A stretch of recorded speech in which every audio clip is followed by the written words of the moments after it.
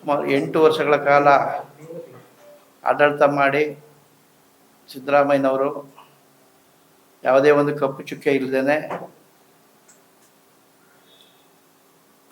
ರಾಜ್ಯ ಮಟ್ಟದ ಅಹಿಂದ ನಾಯಕರಾಗಿ ಮತ್ತು ದಕ್ಷ ಆಡಳಿತವನ್ನು ಕೊಟ್ಟು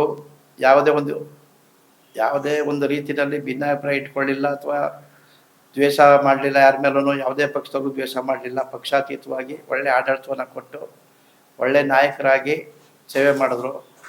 ಆದರೆ ಹೈಕಮಾಂಡ್ ನಿರ್ದೇಶನದ ಮೇಲೆ ಇವತ್ತು ನುಡಿದಂತೆ ನಡೆದರು ಅಂತ ಹೇಳುವಾಗೆ ರಾಜೀನಾಮೆನ ಕೊಡುವಂಥ ಸಂದರ್ಭ ಬಂತು. ಅವ್ರು ಅವತ್ತಿಂದಲೂ ಹೇಳ್ತಲೇ ಇದ್ದರು, ಏನು ಹೈಕಮಾಂಡ್ ಸೂಚಿಸಿದ್ರೆ ನಾನು ಈ ಗಂಟೆಲೆ ರಾಜೀನಾಮೆ ಕೊಡ್ತೀನಿ ಅಂತ ಮಾತು ಕೊಟ್ಟಿದ್ರು. ಅದ್ರ ಪ್ರಕಾರ ಹೈಕಮಾಂಡ್ ಮೊನ್ನೆ ಕರೆದು ನೀವು ರಾಜೀನಾಮೆ ಕೊಡಬೇಕು ಅಂತ ಹೇಳಿದಾಗ ಚಾಚು ತಪ್ಪದೇನೆ ಮಾತನಾಡಿ ರಾಜೀನಾಮೆ ಕೊಟ್ಟರು. ಕಾರಣ ಇನ್ನೂ ಒಂದೇನ ನಾವು ಸಂತೋಷ ಪಡುವಂಥ ವಿಚಾರ ಈ ಸಮುದಾಯದಲ್ಲಿ ನಾವು ಹೇಳುವಂಥದ್ದೇನು ಅಂದರೆ, ಹಾಲು ಮತದ ಕುರುಬರು ಮಾಡಿದ ಮಾತಿನಂತೆ ನಡ್ಕೊಳ್ತಾರೆ ಅನ್ನೋದಕ್ಕೆ ಒಂದು ಉದಾಹರಣೆ ಸಿದ್ದರಾಮಯ್ಯನವರು. ಅವರು ಏನು ಮಾತು ಕೊಟ್ಟಿದ್ರು ಅಥವಾ ಮಾತು ಆಡಿದ್ರು ಹೈಕಮಾಂಡ್ ಜೊತೆ, ಅದ್ರ ಪ್ರಕಾರ ನಮ್ಮ ಸಮುದಾಯದ ಒಂದು ಏನು ಗೌರವಾನ್ವಿತ ಭಾಷೆ ಇತ್ತು, ಹಾಲು ಮರದ ಕುರುಬರು ಮಾತು ಕೊಟ್ಟರೆ ಮಾತಿಗೆ ಬದಲಾವಣೆ ಆಗಲ್ಲ, ನಡ್ಕೊಳ್ತಾರೆ ಎನ್ನುವಂಥ ಒಂದು ಇದಕ್ಕೆ ಅವರು ಭದ್ರಾಗಿ ರಾಜೀನಾಮೆ ಕೊಟ್ಟರು. ಅವ್ರ ಹೆಸರನ್ನ ಉಳಿಸ್ಕೊಂಡ್ರು. ಅದೇ ಥರ ಈಗ ಇವತ್ತಿನ ಸಂದರ್ಭದಲ್ಲಿ ನಾವೊಂದು ಸಮುದಾಯದ ಪರ ಕೋರ್ಕೊಳ್ಳೋದೇನು ಅಂದ್ರೆ, ಹೈಕಮಾಂಡ್ಗೆ ಅವರು ಆಡಿದ ಮಾತಿನಂತೆ ನಡೆದಿರೋದ್ರಿಂದ ಅವ್ರನ್ನ ಮೇಲ್ಮಟ್ಟದಲ್ಲಿ ಹೈಕಮಾಂಡು ಒಳ್ಳೆ ಉದ್ಯೋಗವನ್ನು ಕೊಟ್ಟು ಅವ್ರನ್ನ ಮೇಲ್ಮಟ್ಟಕ್ಕೆ ತರಬೇಕು ಅಂತೇಳಿ ನಾವನ್ನ ಹೈಕಮಾಂಡ್ನ ಕೇಳ್ಕೊಳ್ತೀವಿ. ಜೊತೆಗೆ ನಮ್ಮ ಸಮುದಾಯದಲ್ಲಿ ಸಿದ್ದರಾಮಯ್ಯನವರು ಒಂದು ದೊಡ್ಡ ಕಳಸ ಇದ್ದಾಗೆ. ಆ ಕಳಸ ಇವತ್ತು ಅಧಿಕಾರದಿಂದ ಕೆಳಗಿಳಿದಿರೋದ್ರಿಂದ ಉನ್ನತವಾದ ಹುದ್ದೆ ಕೊಡಬೇಕು ಅನ್ನೋದು ಮತ್ತೊಮ್ಮೆ ನಾವು ಮನವಿ ಮಾಡ್ತೀವಿ. ಜೊತೆಗೆ ಇನ್ನೊಂದು ಏನು ಅಂತ ಹೇಳಿದ್ರೆ, ಈಗ ಅವ್ರ ಪುತ್ರ ಯತೀಂದ್ರ ಅವರಿದ್ದಾರೆ, ಅವ್ರಿಗೊಂದು ಒಳ್ಳೆ ಸ್ಥಾನಮಾನ ಕೊಟ್ಟು ಅವಕಾಶ ಕೊಟ್ಟು ಅವ್ರ ಅಪ್ಪನ ರೀತಿಯಲ್ಲಿ ಬೆಳೆಯೋದಕ್ಕೆ ಅವಕಾಶ ಮಾಡಿಕೊಡ್ಬೇಕು ಅಂತ ಒಂದು ಮನವಿ ಮಾಡ್ತೀವಿ. ಜೊತೆಗೆ ಶಿವಕುಮಾರ್ ಅವರು ಪಕ್ಷಕ್ಕೋಸ್ಕರ ಅವರು ಭಾರಿ ಕಷ್ಟಪಟ್ಟು ದುಡ್ದವ್ರೆ. ಹೈಕಮಾಂಡ್ ಇವತ್ತು ಅವ್ರಿಗೆ ಒಂದು ಅವಕಾಶ ಕೊಟ್ಟವ್ರೆ. ಅವರು ಸಹ ನಮ್ಮ ಜಿಲ್ಲೆಯವರೇ ಆಗಿರೋದ್ರಿಂದ ನಮ್ಮ ಜಿಲ್ಲೆಯ ಪೂರ್ತಿ ಜನ ಪ್ರತಿಯೊಬ್ಬರು ಸಂತೋಷ ಪಡುವಂಥ ವಿಚಾರ. ಅವರು ದಕ್ಷತೆಯಿಂದ ಒಳ್ಳೆ ಆಡಳಿತ ಮಾಡಲಿ, ನಮ್ಮ ಜಿಲ್ಲೆಗೆ ಒಳ್ಳೆ ಕೆಲಸ ಕಾರ್ಯಗಳು ಇನ್ನೊಂದು ಅನುಕೂಲ ಮಾಡಿಕೊಡ್ಲಿ ಪ್ರತಿಯೊಬ್ಬರಿಗೂ. ಅವರು ಪಕ್ಷಾತೀತವಾಗಿ ಜಾತ್ಯತೀತವಾಗಿ ಒಳ್ಳೆ ಆಡಳಿತ ಮಾಡಲಿ ಅಂತ ಅವ್ರಿಗೂ ನಾವು ಶುಭ ಕೋರ್ತೀವಿ. ಇನ್ನೊಂದೇನಪ್ಪ ಅಂತ ಹೇಳಿದ್ರೆ, ನಮ್ಮ ಸಮುದಾಯದಲ್ಲಿ ಇವತ್ತು 1ನೇ ಕಳಸ ಸಿದ್ದರಾಮಯ್ಯನವರಾದರೆ 2ನೇ ಕಳಸ ಬಂದು ನಮಗೆ ಎಚ್.ಎಂ. ರೇವಣ್ಣವರು. ಅವರು ನಮ್ಮ ಸಮಾಜದಲ್ಲಿ ಯಾರೇ ಕಷ್ಟ ಸುಖ ಅಂತ ಹೋದ್ರು ಭಾಗಿಯಾಗವ್ರೆ, ಸಂಘಟನೆ ಮಾಡರೆ, ಕಷ್ಟ ಸುಖದಲ್ಲಿ ಭಾಗಿ ಪ್ರತಿಯೊಬ್ಬರಿಗೂ ಸಹಾಯ ಮಾಡ್ತಾರೆ. ಇವರು ಅಧಿಕಾರದಿಂದ ಇಳಿದಿರೋದ್ರಿಂದ ಇವತ್ತು ನಮಗೆ ದಾರಿದೀಪ ಆಗಿರೋರು ಇವತ್ತು ನಮ್ಮ ಸಮುದಾಯದಲ್ಲಿ ಎಚ್.ಎಂ. ರೇವಣ್ಣವರು.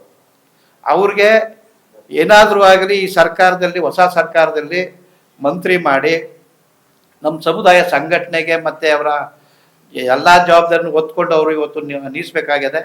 ಅದರಿಂದ ಅವ್ರಿಗೆ ಮಂತ್ರಿ ಕೊಡಲೇಬೇಕು ಅಂತೇಳಿ ಒತ್ತಾಯಪೂರ್ವಕವಾಗಿ ನಮ್ಮ ಸಮುದಾಯದ ಪರವಾಗಿ ಸರ್ಕಾರಕ್ಕೆ ಮನವಿ ಮಾಡ್ತಾ ಇದ್ದೀವಿ. ಮಾನ್ಯ ಸಿದ್ದರಾಮಯ್ಯನವರು ಮುಖ್ಯಮಂತ್ರಿ ಸ್ಥಾನಕ್ಕೆ ರಾಜೀನಾಮೆ ಕೊಟ್ಟು ಹೈಕಮಾಂಡ್ ಹೇಳ್ದಂಗೆ ನಡ್ಕೊಂಡಿದ್ದಾರೆ. ಈ ನಡವಳಿಕೆ ಹಿಂದಿಂದು ಬಂದಿಲ್ಲ. ಇದು ಇವ್ರನ್ನ ಏನು ತಿಳ್ಕೊಂಡಿದ್ರು ಅಂದರೆ, ರಾಜೀನಾಮೆ ಕೊಡಿ ಅಂದರೆ ಕೊಡೋದಿಲ್ಲ ಅಂಥೇಳಿ ಸಸ್ಪೆನ್ಸ್ ಆಗಿ ಇಟ್ಕೊಂಬಂದರು ಹೈಕಮಾಂಡು. ಇವ್ರಿಗೆ ಮುಂಚಿತವಾಗಿ ವಿಷಯ ಮುಟ್ಟಿಸಿದ್ರೆ ಬೇರೆ MLAಗಳು ಕಟ್ತಾರೆ, MLAಗಳು ಇದಾಗ್ತಾರೆ, ಸ್ಟ್ರಿಕ್ಟ್ ಆಗ್ತದೆ ಎನ್ನುವಂಥ ಭಯದ ಮೇಲೆ ಹೈಕಮಾಂಡು ಇವರ ಗತ್ತನ್ನು ನೋಡಿ ಹೈಕಮಾಂಡ್ ಎದುರ್ಕೊಂಡಿದೆ. ಈವನ್ ರಾಹುಲ್ ಗಾಂಧಿನೂ ಕೂಡ ಸಸ್ಪೆನ್ಸಲ್ಲೇ ಬಂದರು. ಮತ್ತೇನು ರಾಜೀನಾಮೆ ಕೊಡಿ ಅಂತ ಹೇಳ್ಬಿಟ್ಟು ಅಟ್ ಎ ಟೈಮ್ ಗುರುವಾರನೇ ಕೊಡ್ಬೇಕು ನೀವು ಅಂತ ಮೇಲ್ಮಟ್ಟದಿಂದ ಒತ್ತಡ ತಂದರು. ರಾಹುಲ್ ಗಾಂಧಿ, ಕಾರ್ಯದರ್ಶಿ, ಇವರೆಲ್ಲರೂ.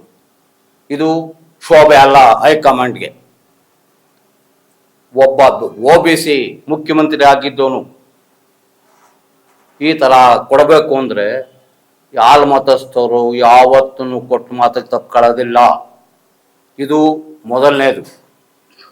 ಮತ್ತೇನು, ಸಿದ್ದರಾಮಯ್ಯನವರು ಆ ಜಾತಿ ಈ ಜಾತಿ ಕುರುಬರು ಮಾತ್ರ ಮಾಡಬೇಕು ಅಂತ ಬಂದವರಲ್ಲ. ಇಡೀ ಎಲ್ಲ ಸಮಾಜಕ್ಕೂ ನ್ಯಾಯ ಕೊಟ್ಕೊಂಡ್ಬಂದಿದ್ದಾರೆ. OBC ಕೊಟ್ಟಿದ್ದಾರೆ, ಪ್ರತಿಯೊಂದು ಸಮಾಜಕ್ಕೂ. ಅವ್ರು ಯಾವತ್ತು ಕುರುಬರನ್ನ ಸಪ್ರೇಟಾಗಿ ಕರ್ಕೊಂಡು ನಿಮ್ಗೆ ಇದು ಮಾಡ್ತೀನಿ ಅದು ಮಾಡ್ತೀನಿ ಅಂತ ಹೇಳ್ಕೊಂಡ್ ಬಂದವರಲ್ಲ.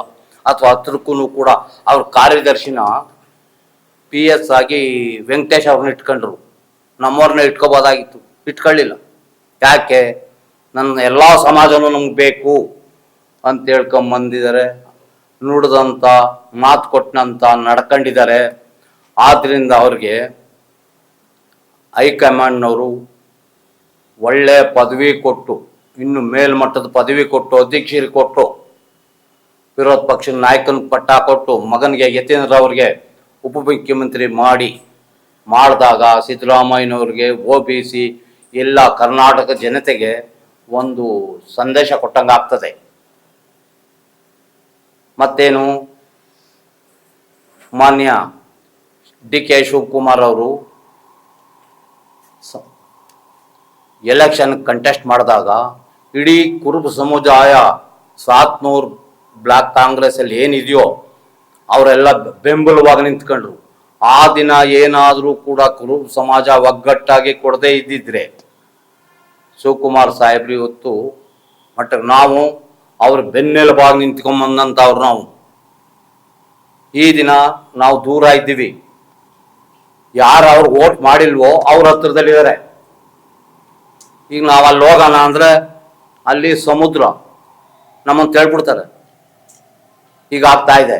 ಆದ್ದರಿಂದ ಶಿವಕುಮಾರ್ ಸಾಹೇಬ್ರಿಗೆ ಮುಂದೆ ಭಗವಂತ ಒಳ್ಳೆ IAS ಕೊಟ್ಟು, ಒಳ್ಳೆ ಆರೋಗ್ಯ ಕೊಟ್ಟು, ಈ 2 ವರ್ಷ ಕಾಲ ಮುಖ್ಯಮಂತ್ರಿ ಪದವಿಲಿ ಅನುಭವಿಸ್ಕೊಂಡು ಎಲ್ಲ ಸಮಾಜನೂ ಒಂದೇ ದೃಷ್ಟಿಯಿಂದ ನೋಡ್ಕೊಂಡು ಹಿಂದುಳಿದ ಜನಾಂಗದವ್ರಿಗೆ ಆದಷ್ಟು ಪ್ರಾಮುಖ್ಯತೆ ಕೊಟ್ಕೊಂಡು ಹೋಗ್ಲಿ ಅಂತೇಳಿ ನಾವು ಆಶಿಸ್ತಾ ಇದ್ದೀವಿ. ಮತ್ತು DK ಶಿವಕುಮಾರ್ ಅವ್ರಿಗೆ ಶುಭ ಕೋರ್ತಾ ಇದ್ದೀನಿ.